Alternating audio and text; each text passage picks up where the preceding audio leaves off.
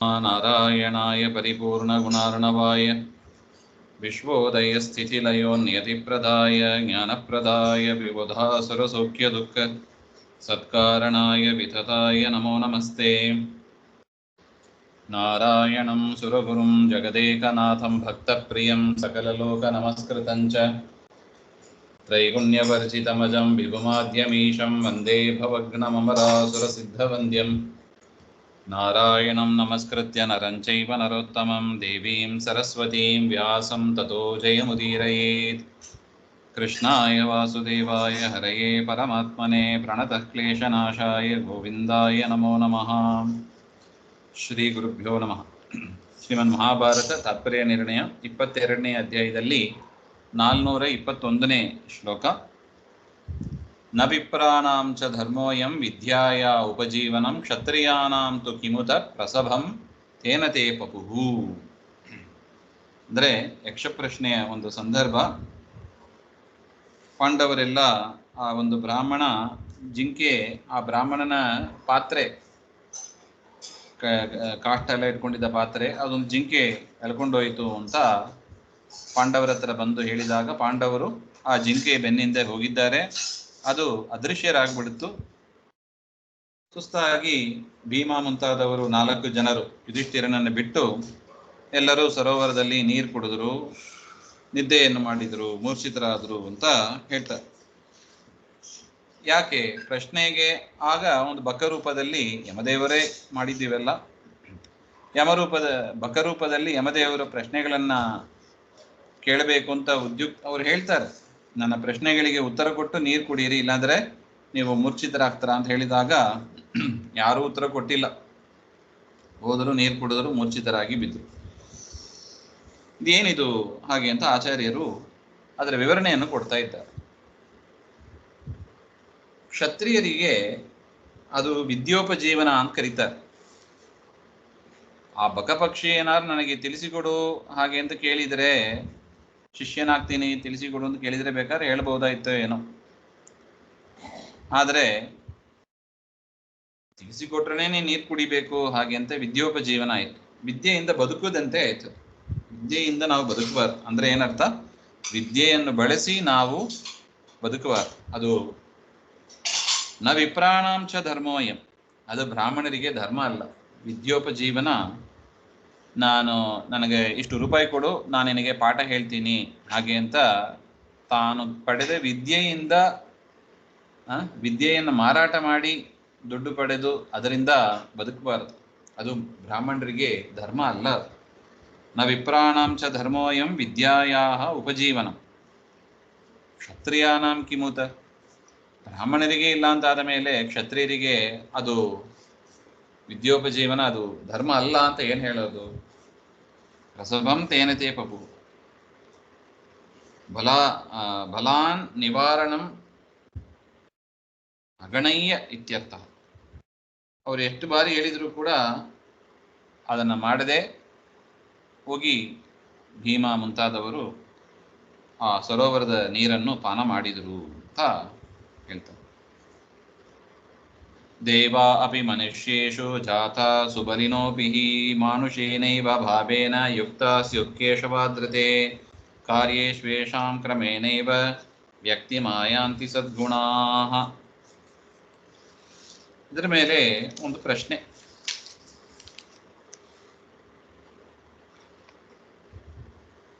ನಿಯಮೇನ ಭೀಮಾರ್ಜುನರು ಹೇಗೆ ನಿದ್ದೆಯನ್ನು ಹೊಂದಿದರು ಅಂದರೆ ಅವರೆಲ್ಲ ನಿದ್ರಾವಸ್ಥೆಗೆ ಹೋದರು ಅಂತ ಹೇಳ್ತಾರೆ. ಸ್ವಾಪಂ ಅಂತ ಬರೀತಾರೆ.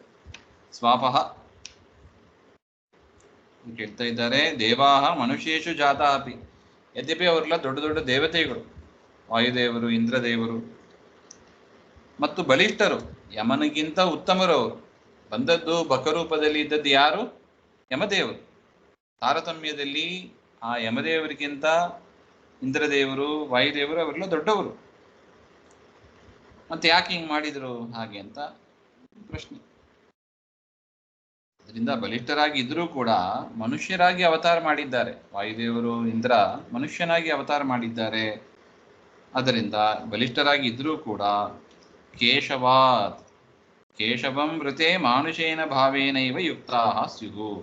ಪರಮಾತ್ಮನನ್ನು ಬಿಟ್ಟು ಉಳಿದರೆಲ್ಲ ಮನುಷ್ಯರಂತೇನೆ ವರ್ತಿಸಿದ್ರು ಅಂತ ಹೇಳ್ತಾ ಇದ್ದಾರೆ.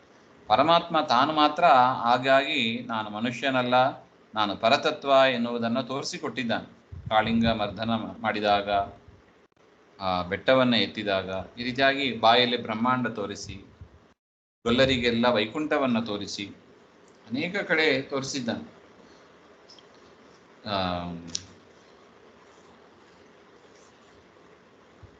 ಜಾಂಬವಂತನಿಗೆ ತಾನು ರಾಮರೂಪವನ್ನು ತೋರಿಸಿದ ಅಂತನೂ ಇದೆ, ತಾನು ರಾಮನಾಗಿ ತೋರಿಸಿಕೊಂಡ. ಇನ್ನು ಅಕ್ರೂರನಿಗೆ ನೋಡಿ ಸಮುದ್ರದಲ್ಲಿ ಅನಂತ ಪದ್ಮನಾಭನಾಗಿ ದರ್ಶನವನ್ನು ಕೊಟ್ಟಿದ್ದಾನೆ. ಈ ರೀತಿಯಾಗಿ ಕೃಷ್ಣಾವತಾರದಲ್ಲಿ ಪರಮಾತ್ಮ ಅನೇಕ ಬಾರಿ ದೇವಿ ಮನುಷ್ಯನಾಗಿ ಅವತಾರ ಮಾಡಿದರೂ ಕೂಡ ಅನೇಕ ಬಾರಿ ತಾನು ಪರಮಾತ್ಮ ಎನ್ನುವುದನ್ನು ತೋರಿಸಿಕೊಟ್ಟಿದ್ದಾನೆ. ಅದನ್ನು ಆಚಾರ್ಯರು ಹೇಳ್ತಾ ಇದ್ದಾರೆ. ಕೇಶವಮೃತೆ,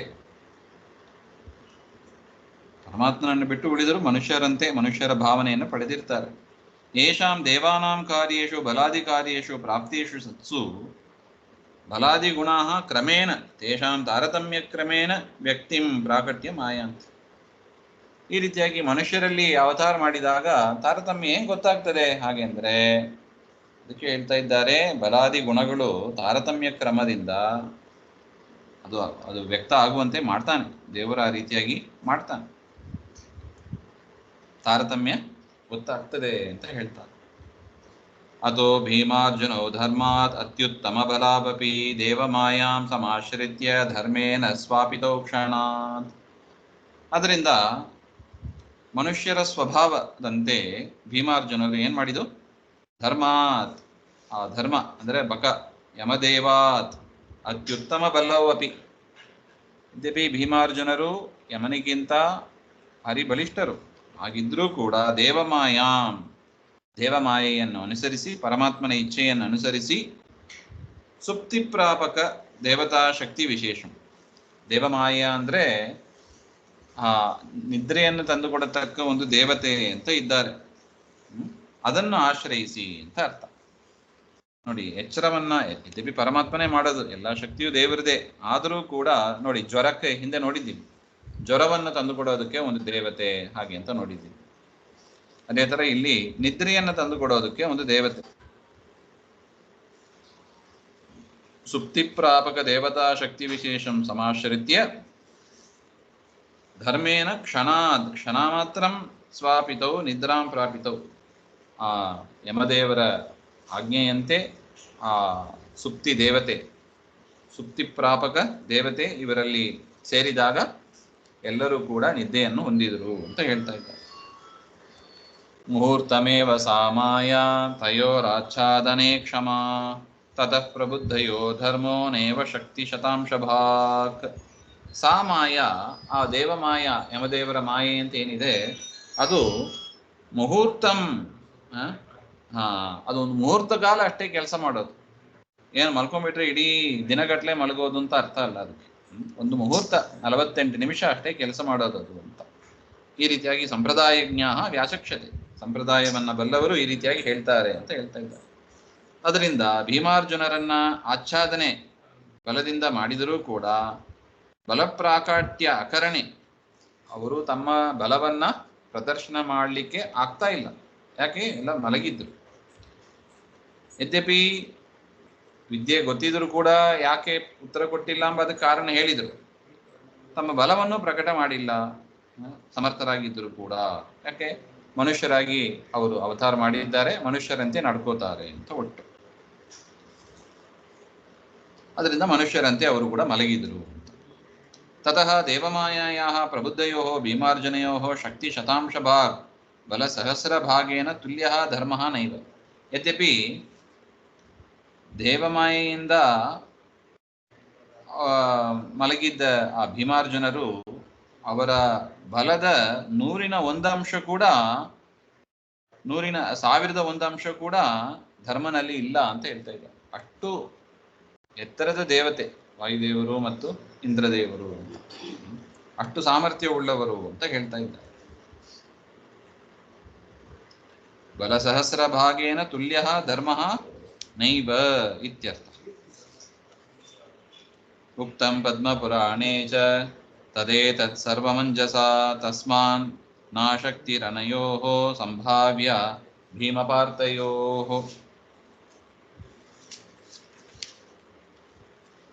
ಈ ಹೇಳಿದ ವಿಚಾರ ಎಲ್ಲ ಪದ್ಮಪುರಾಣದಲ್ಲಿ ಬಂದಿದೆ ಅಂತ ಆಚಾರ್ಯರು ಹೇಳ್ತಾ ಇದ್ದಾರೆ.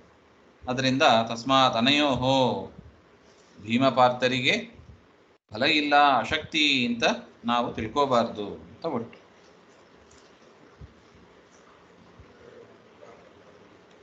ಧರ್ಮಾತ್ಮಜೋ ಅಥ ಜಗಾಮ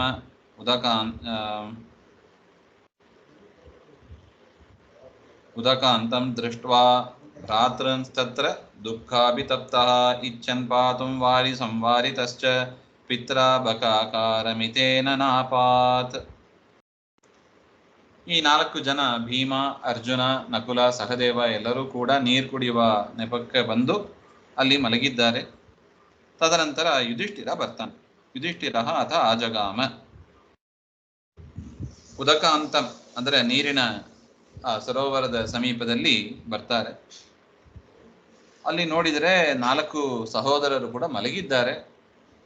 ಅದನ್ನು ನೋಡಿದ ಕೂಡಲೇ ದುಃಖಾಭಿತಪ್ತ, ಭಾರಿ ದುಃಖ ಆಯ್ತಂತೆ. ಭ್ರಾತೃವಿನ ಶೋಕದಿಂದ ಅಭಿತಪ್ತನಾಗಿ ಅವನು ದುಃಖಿಸ್ತಾ ಇರುವಾಗ ಯುಧಿಷ್ಠಿರ ಇಚ್ಛನ್ ಪಾತುಂ ವಾರಿ, ನೀರನ್ನು ಕುಡಿಬೇಕು, ಅವನಿಗೂ ಬಾಯಾರಿಕೆ ಆಗಿತ್ತು, ನೀರು ಕುಡಿಬೇಕು ಅಂತ ಹೋಗ್ತಾನೆ. ಆಗ ಸಂವಾರಿದಶ್ಚ ಪಿತ್ರ, ಅವನ ತಂದೆ ಅಂದರೆ ಯಾರು? ಯಮದೇವರೇ, ಯಮನ ಮಗ ತಾನೆ ಯುಧಿಷ್ಠಿರ. ಯಮದೇವರು ಅವನನ್ನು ತಡೆ ಮಾಡ್ತಾರೆ. ಬಕರೂಪದಿಂದ ಯಮದೇವರು ಅಲ್ಲಿ ಇದ್ದಾರಲ್ವ, ಅವರು ತಡೆ ಮಾಡ್ತಾರೆ, ನೀರು ಕುಡಿಬೇಡ ಹಾಗೆ ಅಂತ. ಅದರಿಂದ ರಾಜ ನಾಪಾತ್, ಯುಧಿಷ್ಠಿರ ನೀರು ಕುಡಿಯೋಕ್ಕೆ ಹೋಗಲಿಲ್ಲ. ತಡೆ ಮಾಡ್ತಾ ಇದ್ದಾರೆ, ಅದರಿಂದ ಯುಧಿಷ್ಠಿರ ನೀರು ಕುಡಿಯೋಕ್ಕೆ ಹೋಗಿಲ್ಲ. ಅರ್ಥೇ ಭ್ರಾತೃಣಾಮೈಚ್ಛದಸೌ ತದೀಯ ಪ್ರಶ್ನ ಪ್ರತಿವ್ಯಾಹರಣಂ ದಯಾಲು ತಥೋ ಧರ್ಮೋ ಯಕ್ಷತನುಸ್ಸ ಭೂತ್ವಾ ಪ್ರಶ್ನಾಂಶ್ಚಕ್ರೆ ವ್ಯಾಕರೋ ತಾನ್ ಸ ಪಾರ್ಥಃ. ಅಸೌ ರಾಜ ಭ್ರಾತೃಣಾಮರ್ಥೆ, ತನ್ನ ಸಹೋದರರೆಲ್ಲ ಎದ್ದೇಳಬೇಕು, ಅವರೆಲ್ಲ ಮಲಗಿದ್ದಾರೆ. ಅದರಿಂದ ತದೀಯಾನಾಂ, ಆ ಧರ್ಮನ ಯುಧಿಷ್ಠಿರನ ಸಂಬಂಧಿಗಳಾದ ಬಕಪಕ್ಷೀಯ ಪ್ರಶ್ನೆಗಳು, ಯಕ್ಷ ಪ್ರಶ್ನೆ ಅಂತ ಏನಿದೆ, ಪ್ರತಿ ಪ್ರಶ್ನಂ ಏಕೈಕಂ ಪ್ರಶ್ನಂ ಪ್ರತಿ ಉತ್ತರ ಕಥನಂ ಐಚ್ಛತ್, ಉತ್ತರವನ್ನು ಹೇಳೋಣ ಅಂತ. ಯಾಕೆ? ತನ್ನ ಸಹೋದರರೆಲ್ಲ ಎದ್ದೇಳಬೇಕಾಗಿದೆ. ಇದು ಕೇವಲ ನೀರು ಕುಡಿಯೋದಕ್ಕೆ ಮಾತ್ರ ಅಲ್ಲ, ತನ್ನ ಸಹೋದರರು ಎದ್ದೇಳಬೇಕು ಎನ್ನುವ ಉದ್ದೇಶದಿಂದ ಯುಧಿಷ್ಠಿರ ಆ ಪ್ರಶ್ನೆಗಳಿಗೆಲ್ಲ ಉತ್ತರ ಕೊಡಬೇಕು ಅಂತ ಇಚ್ಛೆ ಪಟ್ರಂತೆ. ಅತಯೇವ ದಯಾಲು, ಮಹಾ ದಯಾಳುವಾಗಿ ಇದ್ರು ಆ ಯುಧಿಷ್ಠಿರ.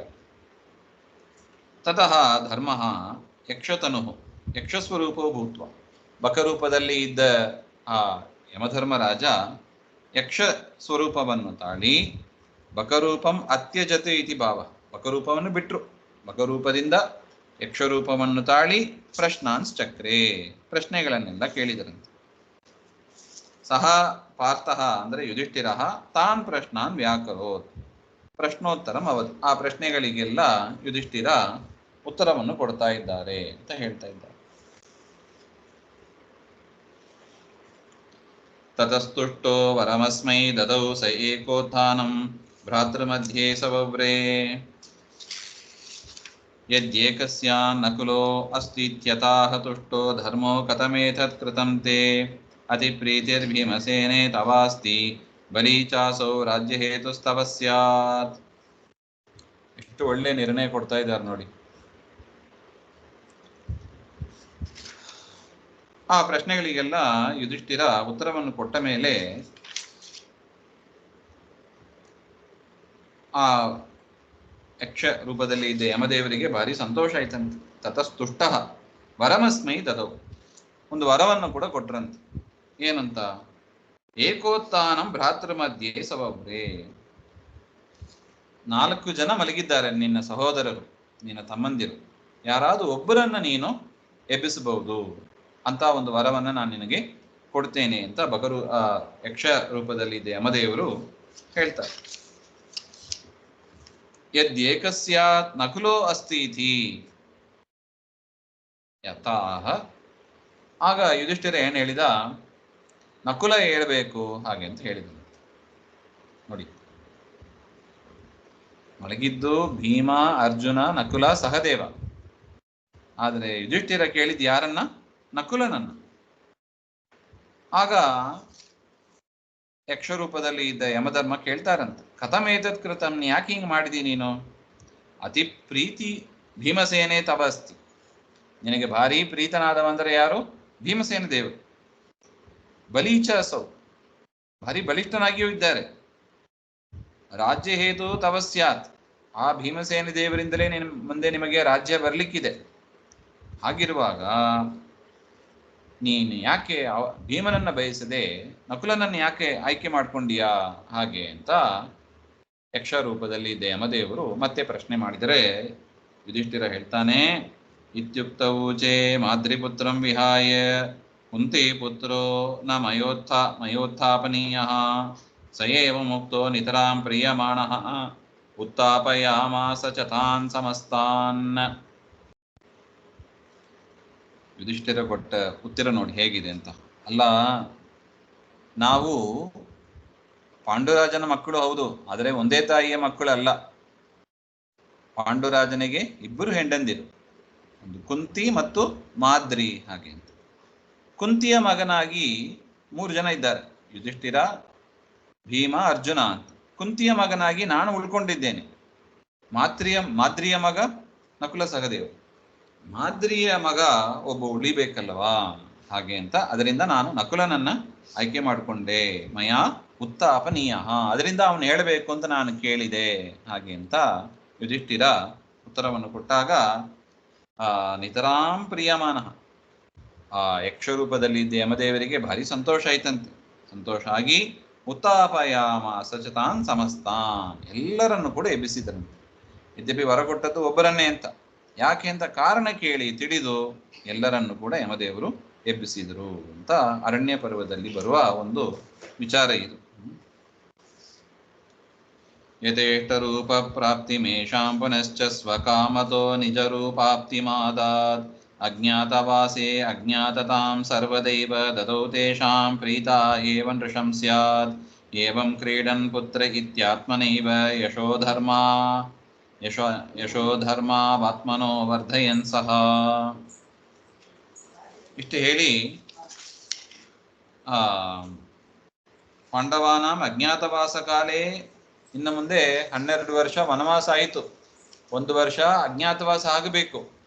ಅದಕ್ಕಾಗಿ ಆ ಯಕ್ಷರೂಪದಲ್ಲಿ ಇದ್ದ ಯಮದೇವರು ವರವನ್ನು ಕೊಡ್ತಾರಂತೆ ಎಲ್ಲರಿಗೂ.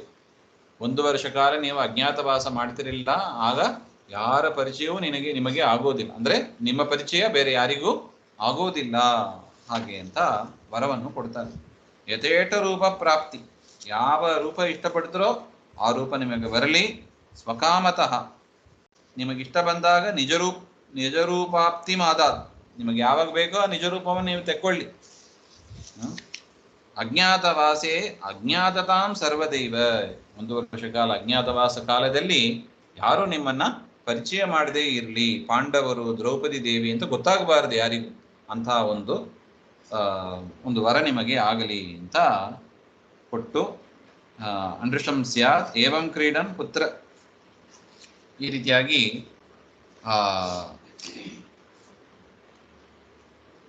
ಯಮದೇವರು ಯುಧಿಷ್ಠಿರನ ಒಂದು ಯಶಸ್ಸು, ಧರ್ಮ, ಅದನ್ನು ಅಭಿವೃದ್ಧಿ ಮಾಡುವುದಕ್ಕಾಗಿ ಈ ರೀತಿಯಾಗಿ ಮಾಡಿದರು ಅಂತ ಹೇಳ್ತಾ ಇದ್ದಾರೆ. ಯುಧಿಷ್ಠಿರ ಅಂದರೆ ಯಾರು? ಯಮನ ಮಗನೇ. ಆ ಯುಧಿಷ್ಠಿರನಿಗೆ ಒಂದು ಯಶಸ್ಸು, ಕೀರ್ತಿ ಬರಬೇಕು. ನೋಡಿ ಎಂಥ ಒಂದು ದಯಾಲು. ಭೀಮಸೇನ ದೇವರನ್ನು ಹೇಳ್ಬೇಕು ಅಂತ ಕೇಳಿರ್ಬೋದು, ಅದನ್ನು ಬಿಟ್ಟರು. ನಕುಲ ಹೇಳ್ಬೇಕು ಅಂತ ಯಾಕೆ ಹೇಳಿದರು? ಎಷ್ಟು ಒಂದು ಬ್ರಾಡ್ ಮೈಂಡೆಡ್ ಅಂತ ಹೇಳ್ತಾರೆ ನೋಡಿ, ಅಂತಹ ಒಂದು ಆಲೋಚನೆ, ಅದು ಮೆಚ್ಚಬೇಕಾದ್ದು. ಮನುಷ್ಯರು ಅಂದ್ರೆ ಇರಬೇಕು ಅಂತ ತೋರಿಸಿಕೊಡ್ತಾರೆ ನೋಡಿ. ಭೀಮಾದೀನ್ ಸ್ವ ನಿಜ ಭ್ರಾತೃನ್ ವಿಹಾಯ, ಯದ್ಯಪಿ ತನ್ನ ಸ್ವಂತ ಸಹೋದರರು ಅವರನ್ನೆಲ್ಲ ಬಿಟ್ಟು ನಕುಲನನ್ನ ಆಯ್ಕೆ ಮಾಡಿಕೊಂಡಿದ್ದು. ದಯಾಕರಣಾತ್, ಒಳ್ಳೆ ದಯೆ ತೋರಿಸಿದ್ದರಿಂದ ಯುಧಿಷ್ಠಿರನ ಧರ್ಮ, ಕೀರ್ತಿ ಅದೆಲ್ಲ ಅದು ಬೆಳಕಿಗೆ ಬಂತು. ಈ ಒಂದು ಘಟನೆಯಿಂದ ಯುಧಿಷ್ಠಿರನ ಧರ್ಮ, ಕೀರ್ತಿ, ದಯಾಳುತ್ವ ಎಲ್ಲ ಹೊರಗೆ ಬಂತು. ಸುಪ್ರೀತತ್ವಾತ್, ಅದರಿಂದ ಮೂಲ ರೂಪದಲ್ಲಿ ಇದ್ದ ಯಮದೇವರು ಕೂಡ ಸುಪ್ರೀತರಾದರು ಅಂತ ಹೇಳ್ತಾ ಇದ್ದಾರೆ. ಇನ್ನು ಮುಂದೆ ಏನಾಯ್ತು ಎಂಬ ಅದನ್ನು ಮತ್ತೆ ನೋಡೋಣ. ಶ್ರೀಮಧ್ವಾಂತರ್ಗತ ಶ್ರೀಕೃಷ್ಣ ನಮಸ್ತೆ. ಶ್ರೀ ಹರೇ ನಮಃ.